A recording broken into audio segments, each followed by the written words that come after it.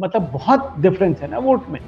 तो वो डिफरेंस मतलब प्रैक्टिकली वो ऊपर नीचे हो कि एक पार्टी बहुत नीचे आए दूसरी बहुत ऊपर जाए, तो वो बड़ा डिफिकल्ट लग रहा है। मतलब बड़ा इट्स अ टॉल ऑर्डर। है कि क्या वाकई में इतना बड़ा डिस्कंटेंट है कि भारतीय जनता पार्टी जो है वो 8 या समाजवादी पार्टी 8 से 10% के जो है वो इंक्रीज उसे उसके वोटों में आ जाएगा।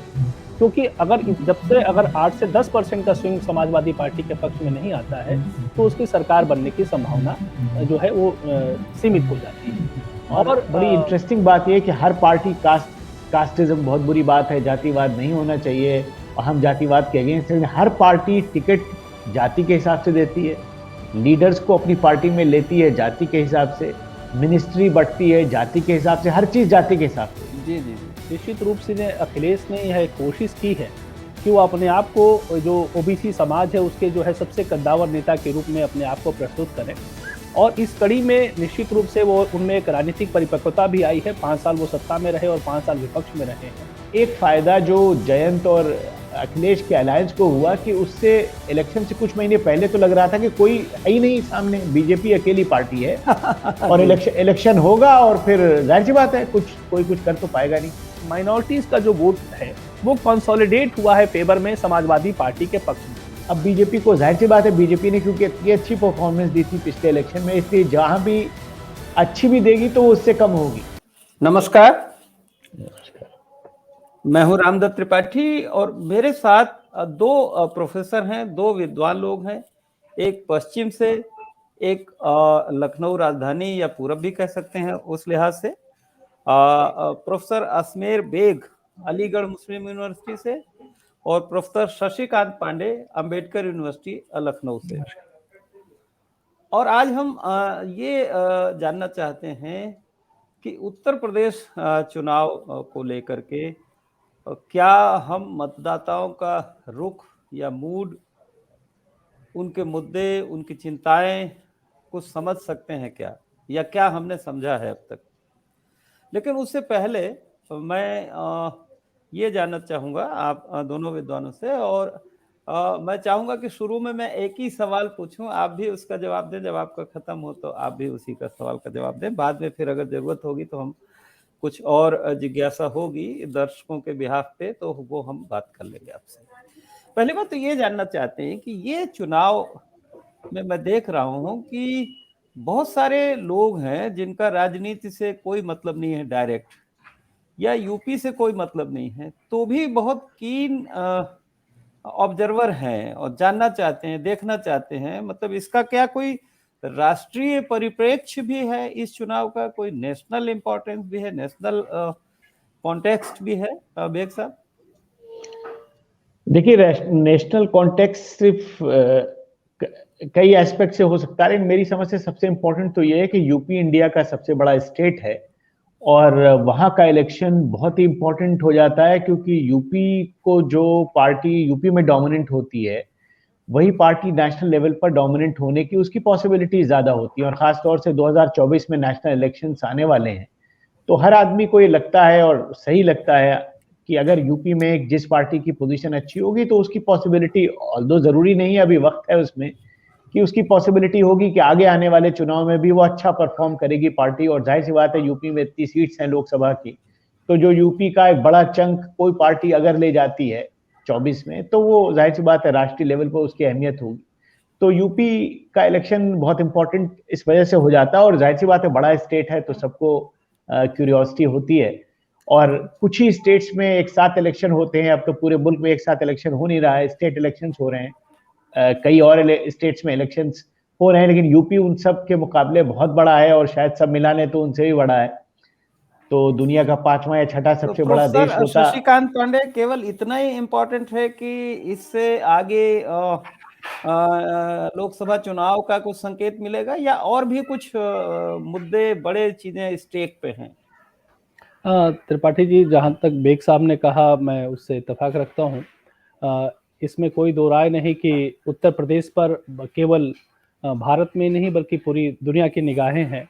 और ये मान के चल रहे हैं लोग और ऐसा इसको देख रहे हैं कि शायद 2024 में जो लोकसभा का चुनाव होगा, उस लोकसभा के चुनाव से पहले ये उत्तर प्रदेश किधर जाएगा, क्योंकि हमें यह ध्यान रखना होगा कि यह हिंदी हार्टलैंड का स्टेट है और बहुत बड़ा स्टेट है। जो उत्तर प्रदेश के अलावा जो मध्य प्रदेश, छत्तीसगढ़ और राजस्थान में भारतीय जनता पार्टी पिछला चुनाव विधानसभा के हार गई थी, और उत्तर प्रदेश एक बहुत बड़ा स्टेट है और यहाँ पर 80 जो है लोकसभा की सीटें हैं। ऐसे में उत्तर प्रदेश की इंपॉर्टेंस अपने आप में बढ़ जाती है, और विशेषकर चूंकि कुछ ही राज्यों में चुनाव हो रहे हैं तो स्वाभाविक है कि फोकस जो सबसे ज्यादा होगा, चाहे वो नेशनल इंटरनेशनल मीडिया का हो या बाकी अन्य देशों का हो, तो उस पर उत्तर प्रदेश के ऊपर होगा, और बहुत कुछ जो है वो इस पर डिपेंड करेगा। जैसा कि आपने कहा कि आगे के रुख, आगे की दशा और दिशा, क्या उत्तर प्रदेश एक ट्रेंड सेटर हो सकता है, तय करेगा। निश्चित रूप से मेरा ऐसा मानना है कि इस चुनाव में कई मुद्दे हैं और कुछ ऐसी चीजें हैं जो कि पक्ष और विपक्ष दोनों की ही उस पर नजरें होंगी और उसको वो आधार बनाने की कोशिश करेंगे 2024 के चुनाव में।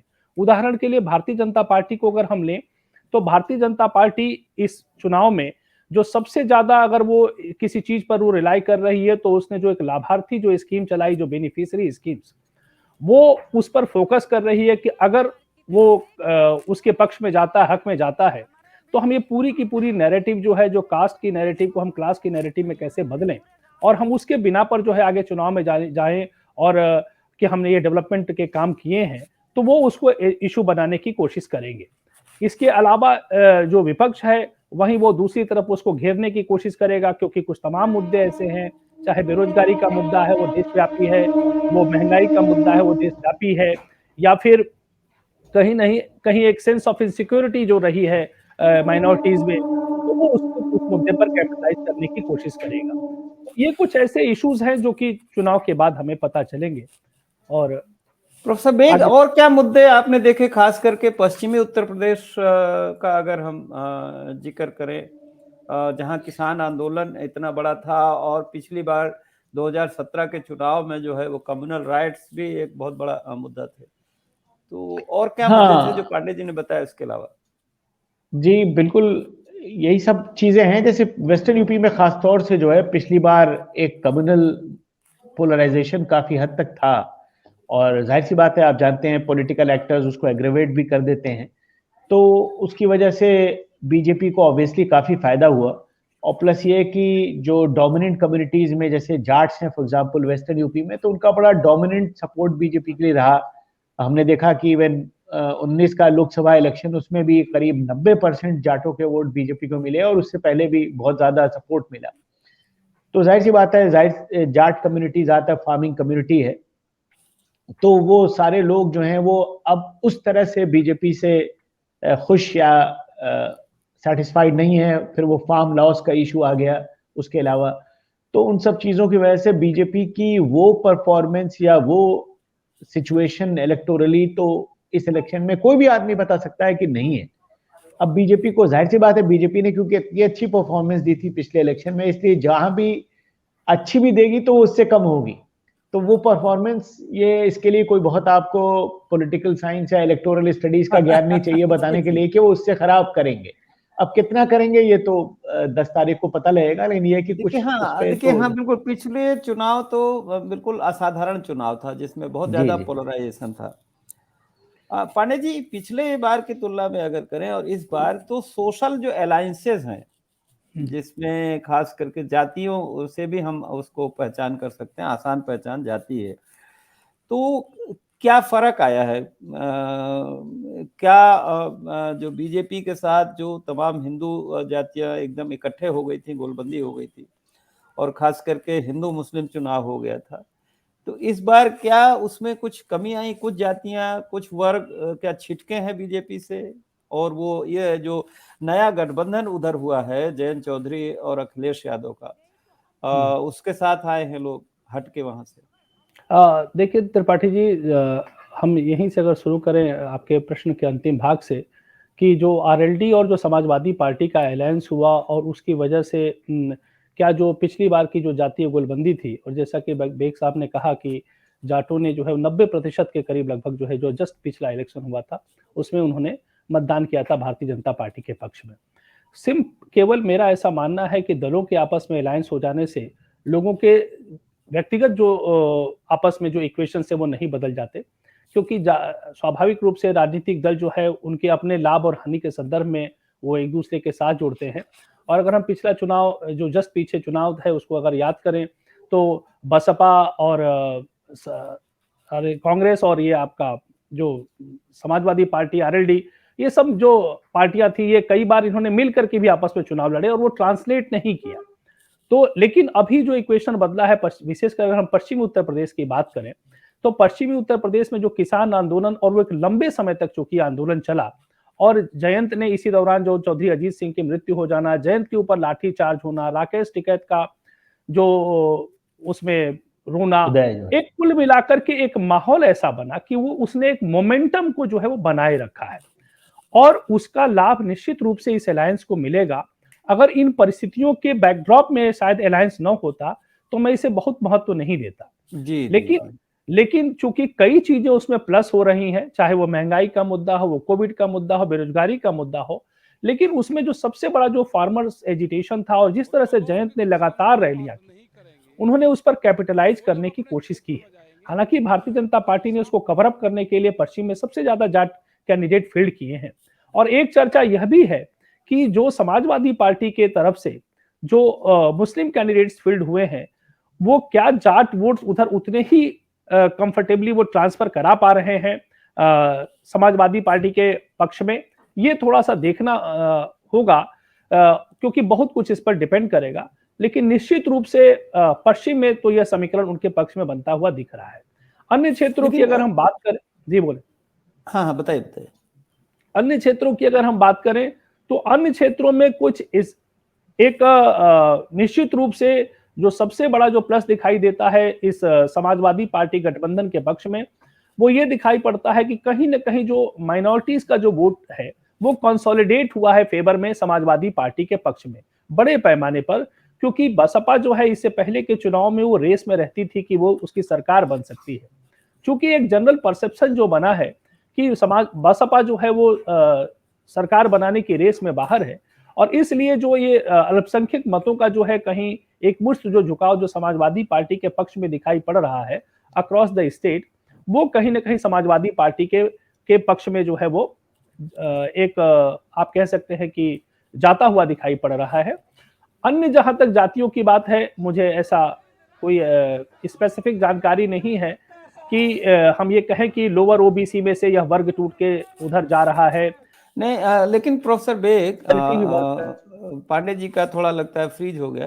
प्रोफेसर बेग, ये जो योगी सरकार के कुछ मंत्री, जैसे उसमें स्वामी प्रसाद मौर्य हुए, धर्म सिंह सैनी हुए आपके सहारनपुर के, और दारा सिंह चौहान हैं, इसी तरह बहुजन समाज पार्टी के कई नेता हैं, लालजी वर्मा हुए, रामचल राजभर हुए, इंद्रजीत सरोज जो दलित समाज से आते हैं, ये सब टूट के जो गए हैं समाजवादी पार्टी गठबंधन की तरफ, तो इसका ओबीसी या दलित समाज पे कुछ असर पड़ेगा? ये लोग खींच के लाएंगे उधर से? देखिए, मेरी जो समझ है वो ये है कि थोड़ा असर तो जरूर पड़ता है, लेकिन जिस तरह से उसके दो असर होते हैं। देखिए, एक तो ये होता है, सबसे इंपॉर्टेंट चीज ये है कि अभी तक बड़े नेता हर जगह पर दूसरी पार्टियां छोड़कर बीजेपी की तरफ आते थे, क्योंकि बीजेपी जाहिर सी बात है डोमिनेंट पार्टी है, इस वक्त इंडिया की सबसे बड़ी पार्टी है, पावर में है, सेंटर में भी, स्टेट में भी। तो जाहिर सी बात है पॉलिटिक्स भी एक तरह से एक फील्ड है जहां लोग चाहते हैं कि भाई हम ऐसी जगह जाएं जब पार्टी पावर में हो, जहां हमारी कैरियर प्रोस्पेक्ट्स अच्छे हों। तो ये एक ट्रेंड जो यूपी में चला इस इलेक्शन से पहले, जिसमें कई प्रोमिनेंट लीडर्स वो बीजेपी छोड़ के इधर आए, तो उससे एक फायदा जो जयंत और अखिलेश के अलायंस को हुआ कि उससे इलेक्शन से कुछ महीने पहले तो लग रहा था कि कोई है ही नहीं सामने, बीजेपी अकेली पार्टी है और इलेक्शन होगा और फिर जाहिर सी बात है कोई कुछ कर तो पाएगा नहीं। तो इनको कम से कम थोड़ा सा मोमेंटम मिल गया कि कहने को हो गया कि साहब दो ग्रुप्स ये फाइट में हैं साहब, एक तरफ बीजेपी है विद इट्स अलाइज और दूसरी तरफ ये हैं। तो वो एक जो होता है ना मोमेंटम पार्टी को मिल जाता है कि नेताओं के आने से। लेकिन जहां तक आपने सवाल जो मेन पूछा वोट का, अब वो तो उसके पास उसका कोई एम्पेरिकल एविडेंस नहीं, लेकिन जाहिर सी बात है हर नेता का कुछ लोकल इन्फ्लुएंस होता है। सिर्फ ये देखना, जैसे अभी शशिकांत जी ने कहा, बिल्कुल सही कहा कि साहब एक कास्ट का एक लीडर चला गया तो सारे लोग बंधुआ मजदूर तो है नहीं कि उसके साथ फौरन उसकी कास्ट के सारे लोग चले जाए। तो एक तो ऐसा होता नहीं है, और दूसरी बात यह है कि बीजेपी ने ओवर द इयर्स, खासतौर से 17 के बाद से अब तक, हर कास्ट और कास्ट ग्रुप के बहुत से लीडर उनके पास हैं। तो ऐसा नहीं है कि स्वामी प्रसाद मौर्य चले गए तो उस कास्ट के सारे लीडर चले गए और हमारे उनके पास और भी लीडर्स हैं। मौर्य अभी हैं उनके पास हैं, और भी हैं लीडर्स, मतलब ऐसा नहीं है। तो किसी कास्ट ग्रुप का कोई भी आदमी, जाहिर सी बात है, हर लीडर का एक लोकल इन्फ्लुएंस होता है उसके इलाके में, कुछ डिस्ट्रिक्ट्स में उनका इन्फ्लुएंस है। तो जाहिर सी बात है कुछ लोग, जो मैं पॉलिटिकल उसमें फील्ड में बहुत दिनों से हूं और कास्ट ग्रुप से एसोसिएटेड हूं, तो कुछ असर पड़ेगा, लेकिन ये कहना है कि उससे कोई मेजर असर पड़ेगा, मेरी समझ से ये कुछ पॉइंट को ओवर स्ट्रेच करने वाली बात होगी, ऐसा नहीं होगा। नहीं, लेकिन पांडे जी, जैसे कुछ लोगों को लगता है कि सामाजिक न्याय एक बड़ा मुद्दा इस चुनाव में है, आरक्षण के लिए के डर है ओबीसी में या दलित समाज में, तो एक सोशल जस्टिस की फोर्सेस, क्या नहीं लगता कि एक साथ थोड़ा आ रही, मंडल वाली फोर्सेस एक प्लेटफॉर्म पे आई हैं इस तरह से? अखिलेश और जयंत चौधरी है, ये जो भी गठबंधन है जिसमें ओम प्रकाश राजभर भी हैं, एक केशव मौर्य भी हैं, कई लोग हैं कुल मिला के, तो सामाजिक न्याय वाली ताकतें, ऐसा नहीं लगता कि एक तरफ झुक रही हैं, झुकाव बढ़ा है? जी त्रिपाठी जी, मैं यहाँ पर ये कहना चाहूंगा कि निश्चित रूप से अखिलेश ने यह कोशिश की है कि वो अपने आप को, जो ओबीसी समाज है उसके जो है सबसे कद्दावर नेता के रूप में अपने आप को प्रस्तुत करें, और इस कड़ी में निश्चित रूप से वो उनमें एक राजनीतिक परिपक्वता भी आई है। 5 साल वो सत्ता में रहे और 5 साल विपक्ष में रहे हैं, और ये जो मुलायम सिंह यादव का आप देखेंगे उस समय की जो समाजवादी पार्टी थी कि हर सोशल ग्रुप को वो एड्रेस करते थे, और अखिलेश ने भी एक कोशिश की है। लेकिन मेरा ऐसा मानना है कि यह कवायद थोड़ी लेट है।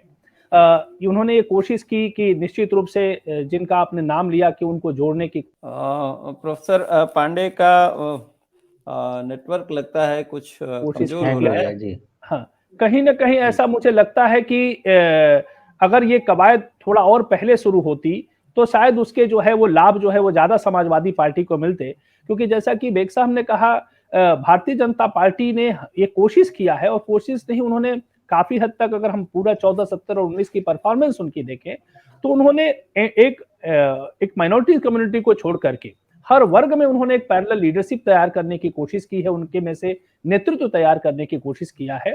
तो निश्चित रूप से जाति जनगणना के नाम पर और अन्य मुद्दों के नाम पर वो घेरने की कोशिश जरूर है समाजवादी पार्टी की तरफ से, लेकिन वो कितना कन्विंसिंग होगा, कितना वो वोट में ट्रांसलेट होगा, यह जो है देखने की अभी चीज होगी। बेग साहब, आपके स्टूडेंट्स का नेटवर्क बहुत बड़ा है, आप लोग वैसे भी पॉलिटिकल साइंस के प्रोफेसर या विद्वान, स्टूडेंट जो भी कहे होने के नाते ट्रेंड समझने की कोशिश करते हैं। मतदाताओं की तरफ से उनके जहन में इस समय क्या इश्यूज हैं जो उनके निर्णय को प्रभावित कर सकते हैं पोलिंग बूथ में, या किया होगा? अब तो ज्यादातर चुनाव तो हो चुका है, कौन से इश्यूज हैं? अब देखिए एग्जैक्टली क्या हुआ होगा वो, नहीं, जो बोलते हैं, मेरा मतलब मतदाता जो एक्सप्रेस करते हैं जो मुद्दे, क्या हो सकते हैं? देखिए, एक्सप्रेस करने से भी जरूरी नहीं है कि उसी मुद्दे पर वो वोट दे। एक तो देखिए दो चीजें हैं, एक तो कास्ट जो है यूपी पॉलिटिक्स की एक बहुत बड़ी रियलिटी है, और बड़ी इंटरेस्टिंग बात यह है कि हर पार्टी कास्टिज्म बहुत बुरी बात है, जातिवाद नहीं होना चाहिए, और हम जातिवाद के अगेंस्ट हैं। हर पार्टी टिकट जाति के हिसाब से देती है, लीडर्स को अपनी पार्टी में लेती है जाति के हिसाब से, मिनिस्ट्री बढ़ती है जाति के हिसाब से, हर चीज जाति के हिसाब से। जी। तो जाति एक बहुत बड़ा एक रियलिटी। जी, मेरा मानना है, मैं थोड़ा सा और संक्षेप में करना चाहता हूँ कि जैसे जातीय गोलबंदी या कमिटेड वोटर, हम असेस करने की कोशिश करते हैं कि कमिटेड वोटर हर पार्टी का जो भी है 10%, 20%, 25%, 7% वो है। अगर हम ये कहें कि अच्छा फ्लोटिंग वोटर जो है उसके क्या इस बार इश्यूज रहे हैं जो बदलता है हर चुनाव में, तो नहीं वो उसी बात पे मैं आ रहा था, शॉर्ट में बता। देखिए मतलब मैं ये कह रहा हूँ कि जैसे बहुत कास्ट ग्रुप्स हैं, ठीक है, और वो caste groups different political party से काफी बड़ा आइडेंटिफाइड है कि कौन से कास्ट ग्रुप्स किधर जाते हैं। तो मेरा कहने का मतलब ये है कि वो ट्रेडिशनली उधर ही जाते हैं, और जब उसमें कुछ चेंज आता है तभी बड़ा उलटफेर होता है, ठीक है। जैसे 14 के बाद से काफी बड़ा उलटफेर इसलिए हुआ क्योंकि ये जो अदर ओबीसीज थे, नॉन यादव ओबीसीज और नॉन जाटो दलित्स काफी ज्यादा बीजेपी की तरफ मूव हुए, और उसका नतीजा क्या हुआ कि 17 और 19 में, 19 में ले ली, वो भी इलेक्शन ही था नेशनल, बीजेपी को बहुत बड़ी सफलता मिली। तो आपका सवाल जो आप पूछना चाह रहे हैं कि क्या दिमाग में रहा होगा, तो अगर इसके खिलाफ कुछ लोग सोच रहे होंगे या जिस तरह से उनका वोटिंग पैटर्न था तो थोड़ा चेंज हो सकता है। लेकिन जहां तक आप इश्यूज की बात कर रहे हैं, ऑब्वियसली जो एक तो तरफ एग्जिस्टेंशियल इश्यूज है लाइफ के, भाई महंगाई है, बेरोजगारी है, चीजों के रेट्स बढ़ रहे हैं, और एक थोड़ी एंटी इनकम्बेंसी भी होती है कि जो गवर्नमेंट 5 साल से रह रही होती है शायद उसकी कमियां हमें ज्यादा नजर आ रही होती है बजाय इसके जो उससे पहले या उससे पहले रही होगी, क्योंकि पुरानी तकलीफ इंसान भूल जाता है। तो एक वो भी चीज होती है, एंटी इनकम्बेंसी भी। तो वो सारी चीजें अगर आप देखें तो गवर्नमेंट के अगेंस्ट, जो पावर में गवर्नमेंट है उसके अगेंस्ट जा सकती है कि साहब महंगाई बढ़ रही है, बढ़ती है हमेशा, अनएम्प्लॉयमेंट और एंटी इनकम्बेंसी, वो सारे फैक्टर्स। लेकिन दूसरी तरफ जो कुछ ऐसे फैक्टर्स हैं जो उस गवर्नमेंट के फेवर में भी जाते हैं, जैसे प्रेजेंट गवर्नमेंट है, डायरेक्ट बेनिफिट ट्रांसफर जो गवर्नमेंट ने किए हैं, जो लोगों को बेनिफिट्स मिले हैं, मकान के पैसे मिले हैं और अनाज मिला है और गैस सिलेंडर्स मिले हैं, और वो सारी चीजें जिसको बहुत ही सिस्टमेटिकली और लार्ज स्केल पर बीजेपी ने इस चीज को किया है एग्जीक्यूट, तो वो उसके बेनिफिट्स तो मेरे ख्याल से ऑब्वियसली मिलने के पॉसिबिलिटीज हैं, क्योंकि इंसान डायरेक्ट बेनिफिशियरी उसका हुआ है। प्लस एक इमेज की बात होती है कि गवर्नमेंट एक अपनी इमेज कल्टीवेट की है कि ये गवर्नमेंट बड़ी टफ है as compare to previous government, और वो इमेज काफी हद तक मीडिया और हर तरफ उस इमेज ने एक क्रिएट की गई है इमेज। तो जो फेंस सीटर वोटर होता है, जो पूरी तरह से कमिटेड नहीं होता, जिसका आप सवाल पूछ रहे थे, जो पहले से डिसाइडेड नहीं होता, उसको कभी कभी इस चीज का भी असर पड़ सकता है कि साहब गवर्नमेंट जो है उसने बेनिफिट्स दिए लोगों को, हमें भी कुछ बेनिफिट मिला है, हमें नहीं मिला तो हमारे किसी रिश्तेदार को मिला है, और एडमिनिस्ट्रेशन जो है वो एफिशिएंट है, तो वो चीजें जो है वो गवर्नमेंट के फेवर में भी टिल्ट कर सकती हैं। तो वो दोनों तरफ वर्क करता है। अब वो किस लेवल पर या कितने परसेंटेजेस में फेवर या अगेंस्ट में जाएगा वो तो समय बताएगा, लेकिन उसको अभी से कहना जरा मुश्किल है। आपको क्या लगता है कि एंटी इनकम्बेंसी मतलब अगर है तो किस डिग्री में है या किन इश्यूज की वजह से? देखिए, मुझे ऐसा मानना है त्रिपाठी जी की एंटी इनकम्बेंसी सच की बात अगर जहाँ तक है तो थोड़ा सा ये एक मुश्किल सवाल हो जाता है कि हम क्या वाकई में जो बीजेपी का जो बेस वोट है क्या वो उससे हट रहा है, क्योंकि बीजेपी अगर हम आपको उसके जो पीछे के हम बार बार 3 चुनावों की बात करते हैं, और स्पेशली जो उसका जो कमिटेड वोटर है, वो जो अर्बन जो वोटर है उसका जो ब्राह्मण बनिया जो ये कॉम्बिनेशन रहा है, उसके बियॉन्ड देखने की चीज ये है कि जो इसमें खास तौर से भारतीय जनता पार्टी ने लोअर ओबीसी में जो इसने पैठ बनाई और नॉन जाटो वोटर्स में, ये एक ऐसा वर्ग है जो थोड़ा सा फ्रेजाइल इसका सपोर्ट रहा है कि कहीं क्या यह वर्ग जो है इससे छिटक सकता है।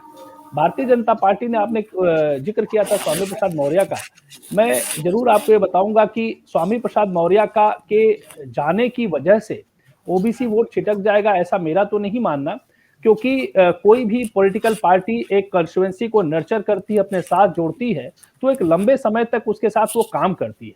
भारतीय जनता पार्टी ने अगर लोअर ओबीसी को अपने साथ जोड़ा 14 में, तो उन्होंने उस पर वर्क किया, एफर्ट किया और नॉन जाटो वोटर पे काम किया। ब्राह्मण्स अगर साथ में बसपा के संग आए तो उस पर बसपा ने एक लंबे समय तक काम किया था। तो ठीक चुनाव से पहले अगर के कुछ नेता चले जाते हैं तो मुझे नहीं लगता कि कोई बड़ा ड्रामेटिक चेंज आता है। लेकिन अगर भारतीय जनता पार्टी के साथ जो ये वर्ग जुड़ा है, जो लोअर ओबीसी का वर्ग है या जो नॉन जाटो दलित वोटर्स हैं, क्या इसमें नाराजगी है, क्या ये इससे खिसक सकता है, क्योंकि अपर कास्ट वोट में तो ऐसा नहीं नजर आ रहा। तो हम देखें कि जो नॉन जाटो जो वोटर्स हैं उनमें भारतीय जनता पार्टी से दूर जाने और न जाने उसके यह तो रिजल्ट ही बताएगा और उस हिसाब से स्पष्ट व्याख्या हो सकती है, लेकिन दोनों ही फैक्टर वहां पर काम कर रहे हैं। वो उसके साथ जुड़ा हुआ है, ऐसा जो हमारे पास जो कुछ हमारे इन्वेस्टिगेटर्स या हमारे जो फील्ड से हमें जो जानकारियां हैं, उनका ये मानना है कि भाई जो डायरेक्ट बेनिफिट ट्रांसफर जिसके की बेग साहब ने बात की, वो सरकार की जो योजनाएं हैं, लाभार्थी स्कीम, इसका हमें लाभ मिल रहा है। और शायद अपनी रैलियों में योगी जी ने अभी आगे भी अनाउंस किया कि हम कंटिन्यू करने का उनका इरादा है। तो ढेर सारी जो बेनिफिट्स जो उनको मिल रहे हैं उसने उनमें एक उम्मीद की किरण जगा दी है क्योंकि यह गरीब वर्ग है और वह सीधे यह देखता है कि हमें क्या मिला, तो उससे उसमें एक उम्मीद बनी है। तो हो सकता है कि एक जो मैसिव डिसकंटेंट हो कहीं ना कहीं जो लाभार्थी स्कीम है, क्योंकि लोअर ओबीसी और दलित इनमें गरीबी भी ज्यादा है, तो अगर उनकी गरीबी के मसले को एड्रेस करने में पार्टी कामयाब रही है, महिलाओं का भी वर्ग है, आप देखिए कि महिलाओं को स्पेसिफिकली फोकस करके इन्होंने अपनी नीतियां बनाई और महिला को भी कहीं ना कहीं उन्होंने सशक्त करने की कोशिश की है।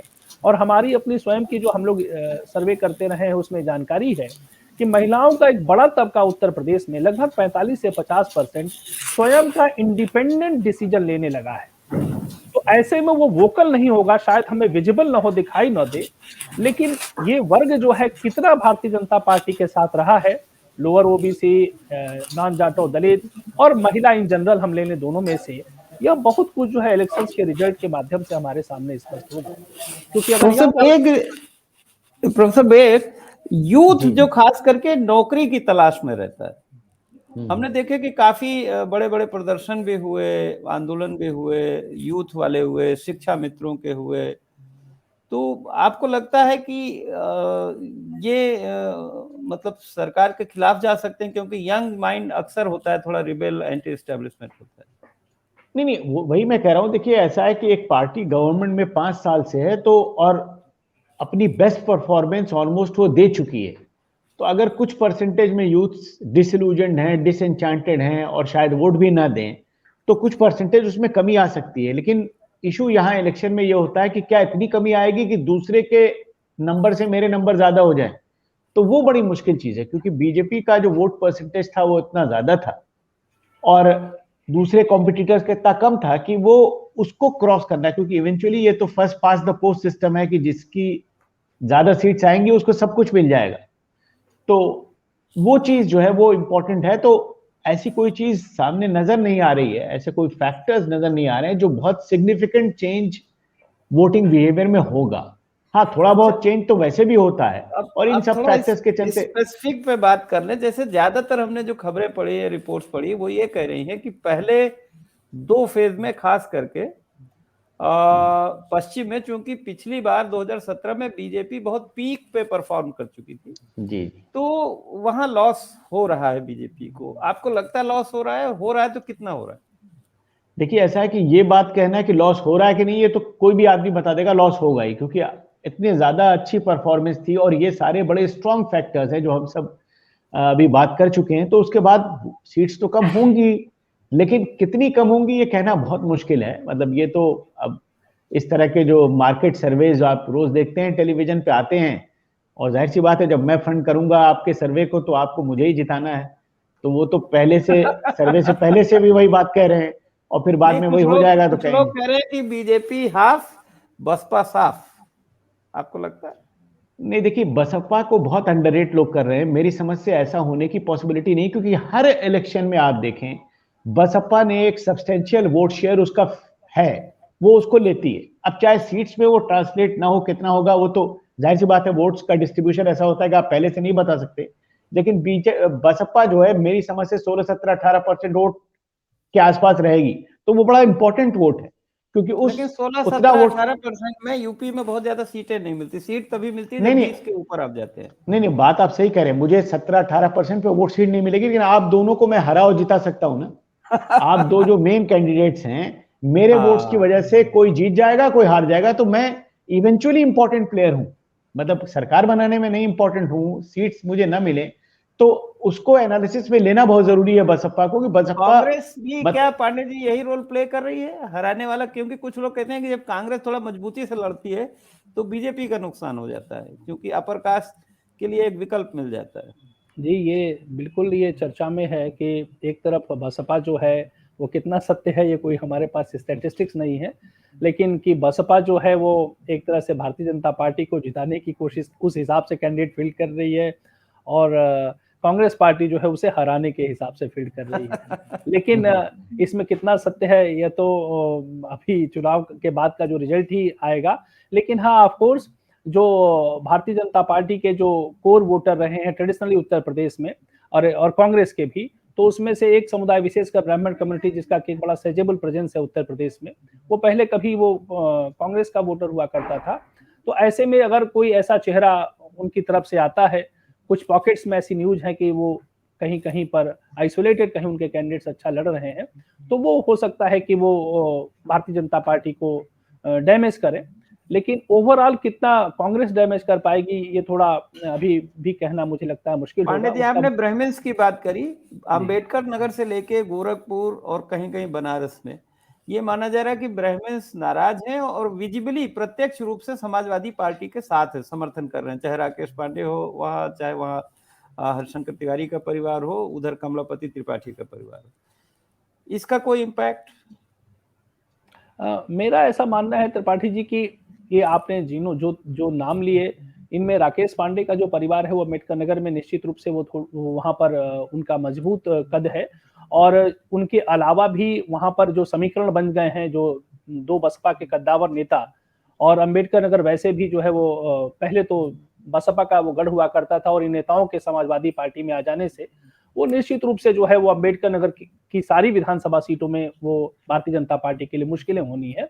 रही बात गोरखपुर और हम अगर मिर्जापुर और जिस क्षेत्र से जो है कमलापति त्रिपाठी का परिवार लड़ता है, तो अगर आप उनकी राजनीतिक परफॉर्मेंस देखें तो कमलापति त्रिपाठी जी के बाद से कोई उतना बड़ा कोई उस पूर्वांचल की राजनीति में भी जो है उसका कोई कद नहीं रहा है उतना। और कांग्रेस जिस तरह से सिमटती चली गई है, स्वाभाविक रूप से जो है उनके परिवार का भी जो वर्चस्व था वो कम हुआ है। और भारतीय जनता पार्टी ने, मेरा ऐसा मानना है कि कहीं जो ब्राह्मण मतदाता है विशेषकर, उसमें एक जोरदार उसकी पैठ बन चुकी है। और वो अगर कुछ मुद्दों पर अगर नाराज भी होता है तो उसे जो है अयोध्या और काशी और ऐसे तमाम ऐसे मुद्दे हैं जो उसको फिर जो है वापस।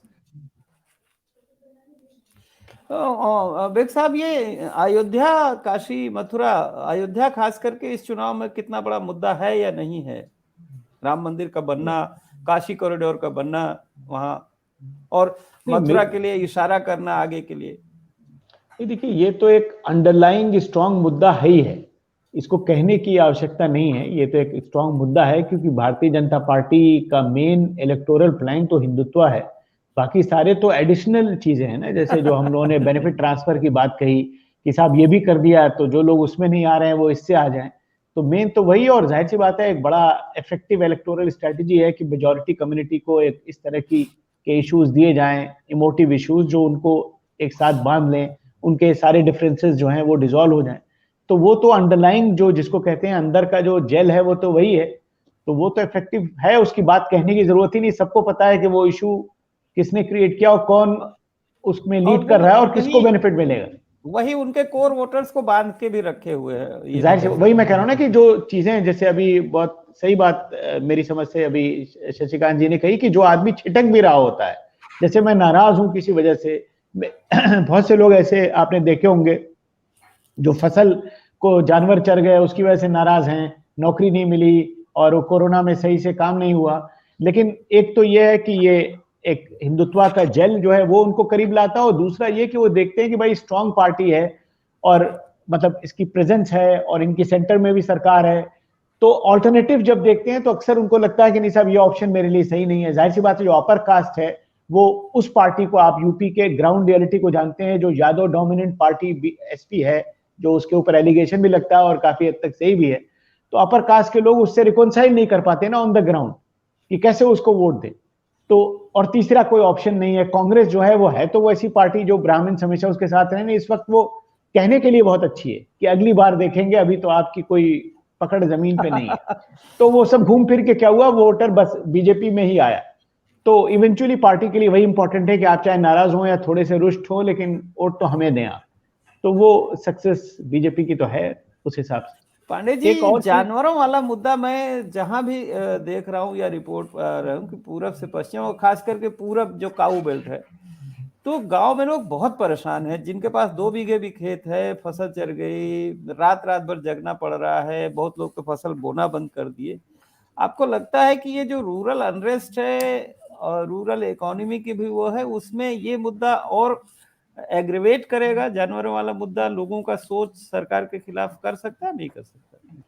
त्रिपाठी जी, ये निश्चित रूप से यह एक इशू है, जैसे कई एक ऐसे मुद्दे हैं जैसे हम लोग जिस पर लगातार शुरू से चर्चा कर रहे हैं, महंगाई और बेरोजगारी, और उसी में एक प्लस करता है, निश्चित रूप से नई चीज है, 2019 के भी चुनाव में ये मुद्दा था, उतने बड़े पैमाने पर नहीं, लेकिन वाकई ये एक इशू था। और अब ये बड़े पैमाने पर ये आ चुका है कि मतलब जो हम लोग के सामने जो विजुअल्स आ रहे हैं, यहाँ तक कि एक्सीडेंट्स होने लगी हैं और लोगों की मौत हो रही है।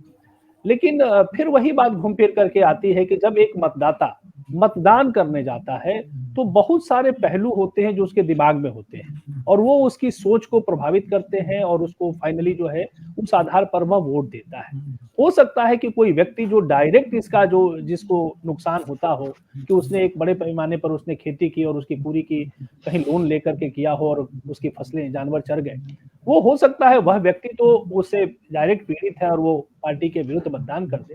लेकिन फिर वो जो जैसा कि बेग साहब ने कहा कि फिर वो विकल्पों के बारे में सोचता है। और अभी चूंकि उत्तर प्रदेश में कॉन्टेस्ट जो है वो सीधे सीधे वो बाइपोलर कॉन्टेस्ट हो रहा है कि क्या समाजवादी पार्टी उसके लिए बेहतर विकल्प हो सकती है, और उसमें जो है वो फिर बहुत सारे समीकरणों में वो उलझ जाता है और वो उसके डिसीजन को प्रभावित करते हैं। इसलिए मुझे मेरा ऐसा मानना है कि यह एक मुद्दा होते हुए भी एक डिसाइडिंग फैक्टर हो जाए कि केवल इस आधार पर जो है वो मतदाता जो है वो भारतीय जनता पार्टी के खिलाफ वोट कर देगा, ये मुझे जो है थोड़ा सा मतलब इस पर डाउट होता है। एक और चीज मैं जो आपने पीछे प्रश्न पूछा था बेग साहब से, उसमें मैं कुछ ऐड करना चाहूंगा कि जो अपर कास्ट जो वोटर रहा है उत्तर प्रदेश का, वो समाजवादी पार्टी के प्रति ट्रेडिशनली वो इंक्लाइन नहीं रहा है, एक्सेप्ट जो है वो ठाकुर कम्युनिटी ऐसी रही है, जो राजपूत कम्युनिटी रही है, वो कहीं ना कहीं वो कभी इधर उधर वो जाती रही है। और योगी आदित्यनाथ के आने के बाद वहां भी जो है भारतीय जनता पार्टी ने अपना जो है अपने पाले में लेने की कोशिश की है। जो कुछ ऐसी खबरें हैं जो है कि समाजवादी पार्टी के वोटर्स में जो काडर में एक जो उत्साह देखने को मिल रहा है, और वो विशेषकर जो यादव जो कम्युनिटी है उसके जो एसर्शंस की वजह से जो रूरल एरियाज में जो नॉन यादव जो लोअर ओबीसी के जो वोटर्स हैं, उन्हें कहीं ना कहीं फिर जो है वो चीज जो है वो उसको भी बीजेपी अपने पक्ष में करने की कोशिश कर रही है बीजेपी। बिल्कुल आपका अनुमान सही है। तो पहले भी बीजेपी का जो सारा प्लैंक ही रहा है कि यादवों के खिलाफ और जाटवों के खिलाफ भड़का करके लोगों को जोड़ने का, या जो भी है। एक बड़ा इंपॉर्टेंट मुद्दा है और जो सरकारी कर्मचारी है, ओल्ड पेंशन का मुद्दा, कि इनकी संख्या करीब 13 लाख है, सरकारी कर्मचारी, टीचर्स, और इसमें पुलिस वाले भी शामिल है, स्टेट पुलिस का। तो ये ओल्ड पेंशन को लेकर के बहुत ये लोग खुलेआम कैंपेनिंग भी कर रहे हैं जिलों जिलों में जाकर के वोटर्स के बीच में। और राजस्थान सरकार ने जब से उसको लागू कर दिया है तो ये हो गया कि डुएबल है, और उस पर बीजेपी ने कोई फेवरेबल रिस्पांस नहीं दिया। अखिलेश यादव ने कहा कि हम लागू करेंगे। तो बेग साहब, आपको सरकारी कर्मचारियों का ये जो स्टैंड है, जो खुल्लम खुल्ला वो विरोध कर रहे हैं सरकार का, बीजेपी का, इसका आपको लगता है अखिलेश यादव को फायदा मिलेगा या नहीं मिलेगा? देखिए, ऐसा है कि इस तरह के जो अनाउंसमेंट्स हैं उसका कुछ फायदा तो जरूर मिल सकता है, क्योंकि जाहिर सी बात है जो लोग इस एजिटेशन के फोर फ्रंट में, जैसा आप कह रहे हैं, और देखने में भी आ रहा है, सरकारी कर्मचारी जो बहुत एक्टिव है, अगर उनको लग रहा है कोई पार्टी जो है वो ओपनली प्रॉमिस कर रही है, बाद में क्या होगा वो बात की बात है, तो हो सकता है कि वो कुछ उधर चले जाए। लेकिन फिर वही बात है कि मतलब एक ही इशू पर इलेक्शन जो है वो तो नहीं लड़ा जाता। हाँ, जो इमोटिव इशू है, एक वो इशू तो इंपॉर्टेंट हो सकता है कि अयोध्या के ऊपर इलेक्शन लड़ा जा सकता है और जीता जा सकता है, और मथुरा के प्रॉमिस पर इलेक्शन लड़ा जा सकता है और जीता जा सकता है। लेकिन जो और लाइफ के इश्यूज है उसमें किसी एक चीज पे कोई पार्टी इलेक्शन जीतना यूपी के कॉन्टेक्स्ट में तो मुश्किल है। तो वो सारी चीजें हैं, लेकिन वो सब चीज मिल के जो है वो इवेंचुअली वोटर को कहाँ ले जाती हैं और वो वोट किधर करता है, वो इम्पोर्टेंट है। तो उसमें बहुत सी चीजें, कोई बहुत मेजर चेंज जो समझ में आ रहा है देखने से वो विजिबल नहीं है। हाँ, ऑब्वियसली बीजेपी की जो परफॉर्मेंस पीक हो चुकी है वो उससे नीचे ही जाएगी डेफिनेटली। अब वो कितना जाएगी नीचे, और दूसरी पार्टी स्पेशली जो दूसरा एसपी और आरएलडी अलायंस है वो कितना ऊपर जाएगा, ये देखने की बात है। यही इंटरेस्ट की बात रह गई है जो 10 तारीख को क्लैरिफाई हो जाएगा। आप करें कि एक एक चीज नहीं तय करती, और मैं भी मानता हूं कि एक एक चीज गांव वाले का, क्योंकि उसके पास बहुत टाइम है, चिंतन मनन, आराम से वो कोई इशू बेस्ड इस तरह एक एक नहीं करता। टोटलिटी में आपको मतदाता का मूड क्या लगता है, चेंज का या गवर्नमेंट को बनाए रहने का? देख सर, अब देखिए, ये कहना बड़ा मुश्किल है, क्योंकि हम लोग ज्यादातर जो काम करते हैं वो एम्पेरिकल एविडेंस के बेस पर बात कह देते हैं कि साहब ये आया रिजल्ट तो इससे ये बात पता लगी। एविडेंस, गट फीलिंग आपकी क्या कहती है as analyst? Gut feeling ultimately आप मतलब गट फीलिंग, तमाम वाइब्रेशंस ग्रहण कर रहे हैं, इतने तमाम सिग्नल्स ग्रहण कर रहे हैं, गट फीलिंग क्या कहती है आपकी? नहीं, गट फीलिंग तो ये कहती है कि मतलब इस वक्त कोई भी पार्टी की कोई वेव नहीं है यूपी में, मतलब कोई भी ये क्लेम नहीं कर सकता कि हमारे फेवर में वेव है। तो और एसपी और आरएलडी का अलायंस भी बड़ा स्ट्रांगली इलेक्शन लड़ रहा है। ऐसा नहीं कि वो सिर्फ ऑल्सो रैन है कि मतलब रेस तो मेरी है आप भी हैं वहां पर, ऐसा नहीं है। वो बड़ा स्ट्रांगली लड़ रहे हैं, उनकी बड़ी अच्छी परफॉर्मेंस होगी और जाहिर सी बात है पिछले मामले से, पिछले बार से बहुत ज्यादा होगी। तो क्योंकि कोई वेव नहीं है इसलिए ये कहना कि इवेंचुअली कौन जीतेगा मतलब वो बहुत ही मुश्किल है। मतलब वो तो उसी तरह का गैस है कि कोई आप आंख बंद करके कहीं उंगली रख दें और वो सही हो जाए तो आप कहें साहब देखिए मैंने तो कहा था कि ये पार्टी जीतेगी और जीत गई।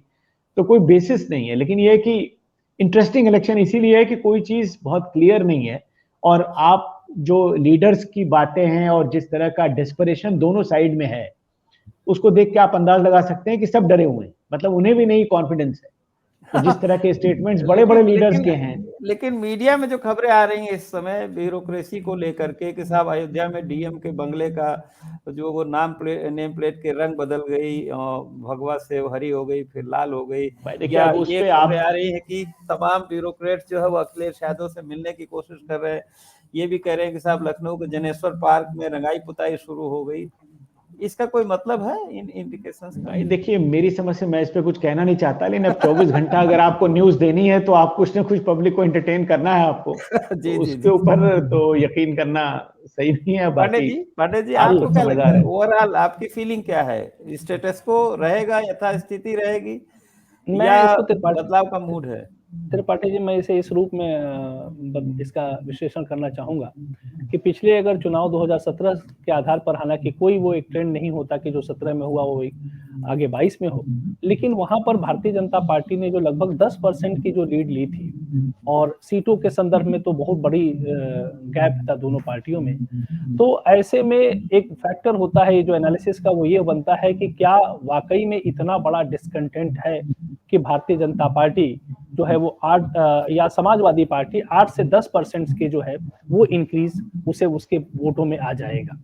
क्योंकि अगर जब से अगर 8 से 10% का स्विंग समाजवादी पार्टी के पक्ष में नहीं आता है तो उसकी सरकार बनने की संभावना जो है वो सीमित हो जाती है। और तमाम जो मुद्दों पर हम जो बातें कर रहे हैं, और दूसरी तरफ जो है वो भारतीय जनता पार्टी की हमने जो बात की कि एक हिंदुत्व तो उसका एक मेजर जो है प्लैंक होता ही है, और उसके साथ ही साथ उन्होंने जो डेवलपमेंटल जो इनिशिएटिव्स लिए हैं, कहीं ना कहीं निश्चित रूप से जो हमें जो हम जो संवाद करते हैं लोगों से, तो जहां कुछ लोगों में जो असंतोष होता है वहीं खास तौर से रिमोट पॉकेट्स में हम जो रूरल एरिया में जाते हैं तो वहां पर हमें ये लगता है कि वो जो है जनता ये मानने लगती है कि हमें जो है कुछ लाभ मिले भी।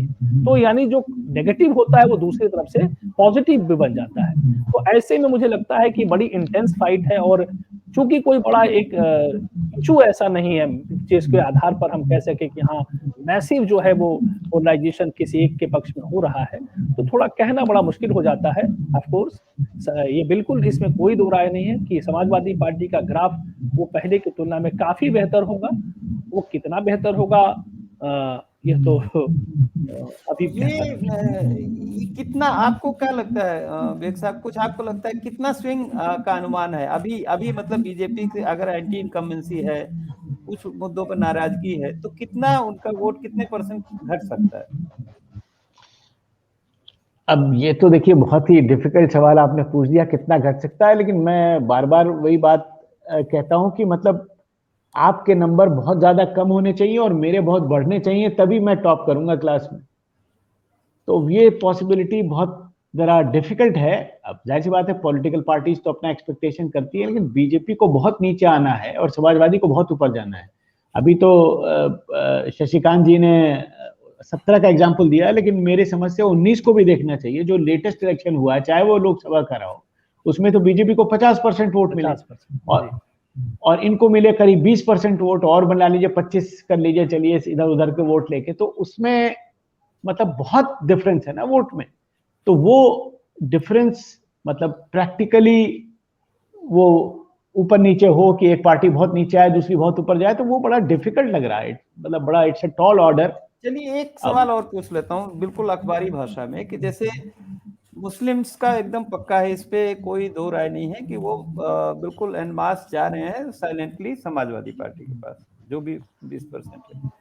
फिर यादव हैं, काफी तादाद में ये माना जा रहा है कि भाई ओबीसी में सेंध लगाई है, हालांकि बीजेपी के पास भी है, तो यादव है, ओबीसी है, कुछ दलित में पासी कम्युनिटी है, ये सब सपा के पास आ गए हैं और इनके कैंडिडेट के भी वोट होंगे। तो पांडे जी, ये पर्याप्त नहीं लगता जीतने के लिए?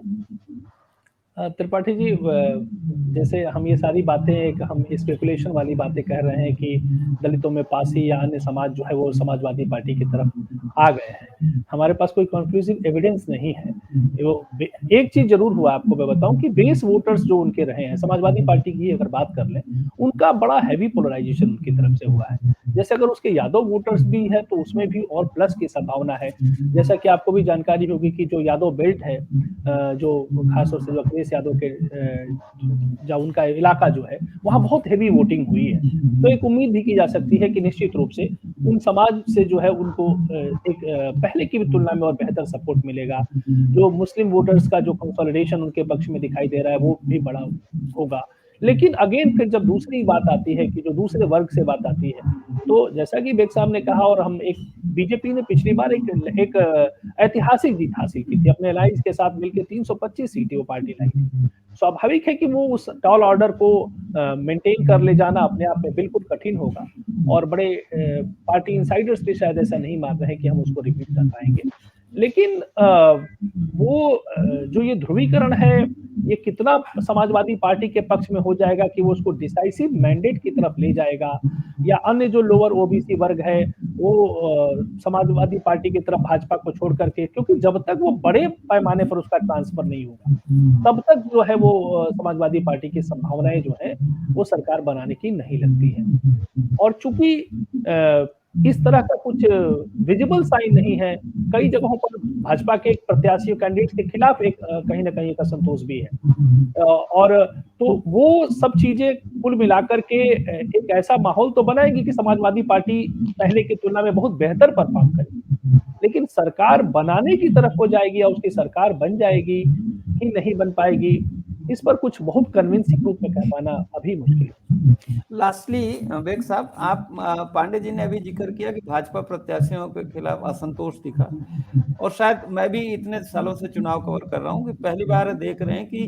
भाजपा के बड़े बड़े जो लीडर हैं, प्रचारक हैं, उनके खिलाफ काफी मतलब जगह पर विरोध हुआ। सोनभद्र में कान पकड़ के उठवाया बैठवाया गया, वो खुद ही बैठा उन्होंने। मनोज तिवारी गए थे वहां, उनको छोड़ के भागना पड़ा मोटरसाइकिल से।